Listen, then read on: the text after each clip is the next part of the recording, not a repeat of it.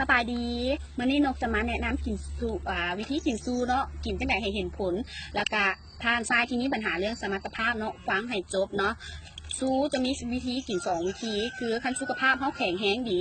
ก็อยากเฮ็ดกิจกรรมได้ไวอยากให้แข็งโตเต็มที่แข็งโตดีกว่าเก่าต่อได้หลายฮ้อกว่าเก่าก็คือกินก่อนเฮ็ดกิจกรรม15-20นาทีเนาะกินเม็ดนึงก่อนเฮ็ดกิจกรรม15-20นาทีแล้วใครที่มีปัญหาเรื่องบ่อึดบ่ทนบ่ใหญ่บ่ยาวน้ำเสื้อบ่แข็งแรงขึ้นซ่าออกไว้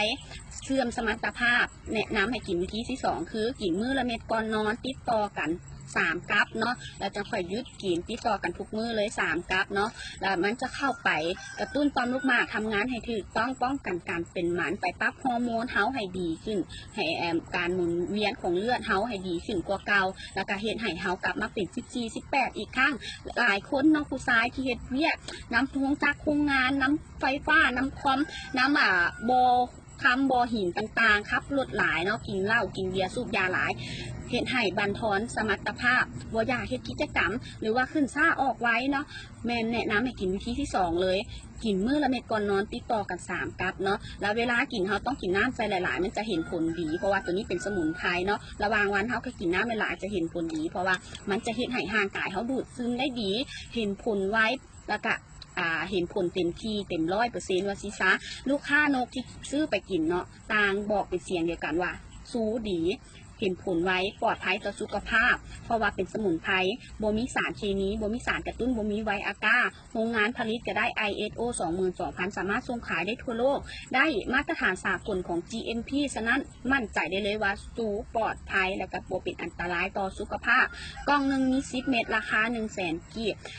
อยากปรึกษาปัญหาปรึกษาว่ากินแนวใดเห็นผลดีก็โทรมาปรึกษานกได้เลยแล้วก็สั่งซื้อน้ำนกได้หรือน้ำตัวแทนที่มีบัตรนกสอบออนไลน์รับประกันได้ของแท้100%เพราะว่านกจะบ่เอาของปลอมมาขายบ่เอาของบ่ดีมาขายให้ลูกค้าเนาะพอลูกค้านกที่ซื้อไปต้องได้ของดีเท่านั้นแล้วก็ปลอดภัยเท่านั้นเนาะแล้วก็หลายคนที่ถามมาว่านกฮู้ได้จังไหนปัญหาเรื่องผู้ชายฮู้ละเอียดปานนี้จังไหน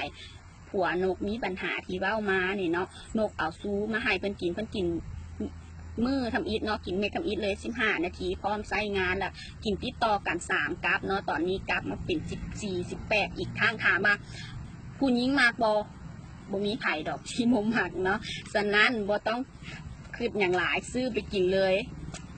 กล่องหนึ่งราคา 100,000 กีบเนาะบ่แม่นแต่ผู้ชายซื้อได้ผู้หญิงก็ซื้อคือกันคือผัวมีปัญหาเรื่องแข็งซ่าออกไว้เสื่อมสมรรถภาพ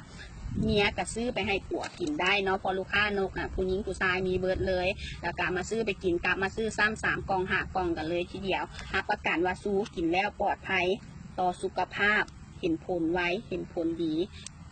มั่นใจสู้